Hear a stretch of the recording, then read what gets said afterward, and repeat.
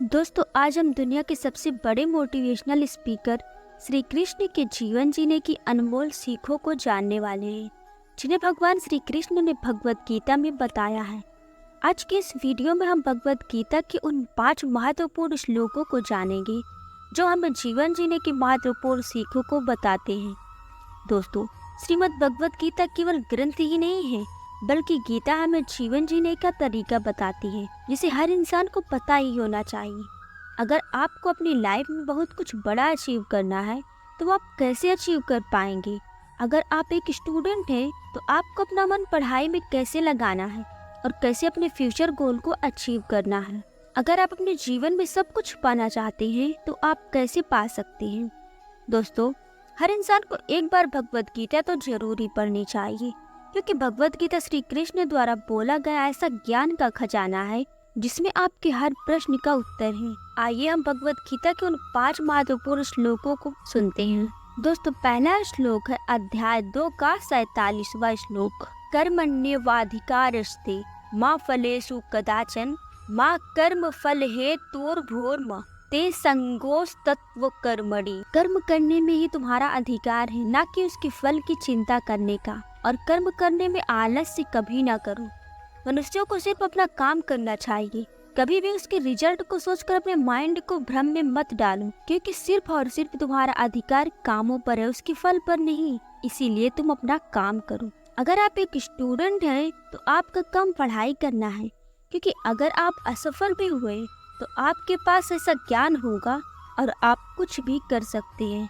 तो फल की चिंता मत करो, बस काम करो। दूसरा श्लोक है अध्याय 6 का 26वां श्लोक। यतो यतो निश्चिरति मनश्चलमस्थिरं ततस्ततो नियमैतदात्मन्येव वंश नयेत।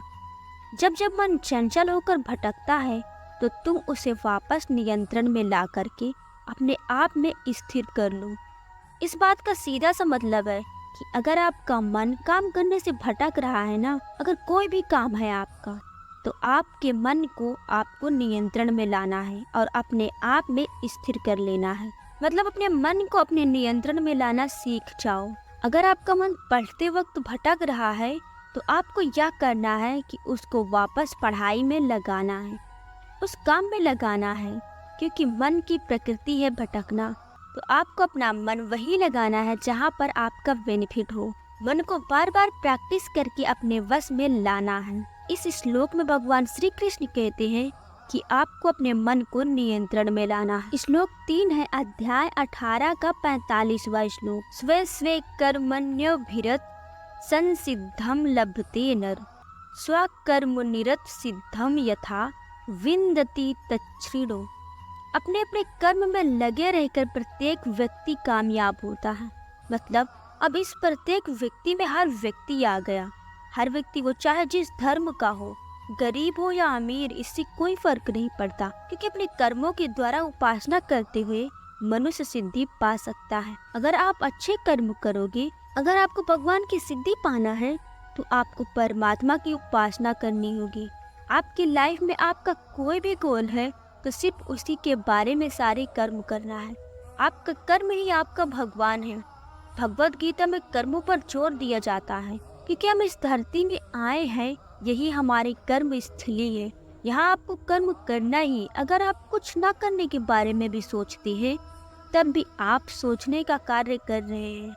जब हमारा धर्म ही है कर्म, तो अपने कर्म से क्यों भागना, और कर्म करते रहे। चौथा श्लोक है अध्याय 6 का 5वां श्लोक। उद्धरेदात्मनात्मनम नात्मनमो साध्यते आत्मय हस्यात्मनो बंधुरात्मय रिपुत्मनम। अर्थात व्यक्ति को अपने द्वारा ही अपना उद्धार करना चाहिए, ना कि खुद को खुद से नीचे गिराना चाहिए। कोई नहीं आएगा कि ले भाई ये काम कर ले, पढ़ ले, जो कुछ भी करना है तुम्हें ही करना है। भगवान ने स्वयं कहा है आप अपना उद्धार कर सकते हो, ना कि कोई दूसरा आपका उद्धार करेगा। आगे कहते हैं श्लोक में, आत्मा ही अपना मित्र होती है और आत्मा ही अपना शत्रु। आत्मा का मतलब यहाँ से मनुष्य का है। You are the soul. मनुष्य ही स्वयं अपना मित्र होता है और वही अपना दुश्मन। मतलब आप खुद के ही शत्रु और खुद के ही मित्र हो, क्योंकि हर एक्शन से ना एक रिजल्ट बनता है। यदि आप अच्छा करोगे तो रिजल्ट भी अच्छा आएगा।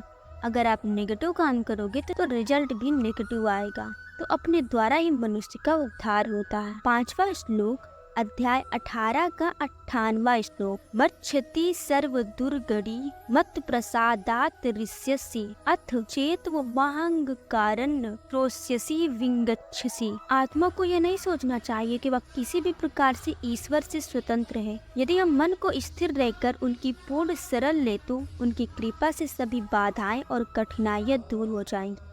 लेकिन यदि हम घमंड के कारण निर्दोषों की अवहेलना करते हैं या सोचते हुए कि भगवान के शाश्वत ज्ञान और धर्म ग्रंथों से बेहतर जानते हैं, तो हम मानव जीवन के लक्ष्य को प्राप्त करने में असफल हो जाएंगे, क्योंकि भगवान से श्रेष्ठ कोई नहीं है। मेरे चिंतन में रहकर तुम सभी कठिनाइयों को पार कर पाओगे। मतलब भगवान उस समय गीता अर्जुन को सुना रहे थे कि तुम मुझ में यानी कर्मों पर ध्यान दो, मेरे चिंतन करो, तुम्हारी हर कठिनाइयां दूर हो जाएगी। मनुष्यों को भी यही बता रहे हैं, तुम सिर्फ और सिर्फ मेरी चिंतन करो, मेरी यानी कि कर्मों की चिंता करो, परमात्मा में चिंतन करो और आपका उद्धार होगा।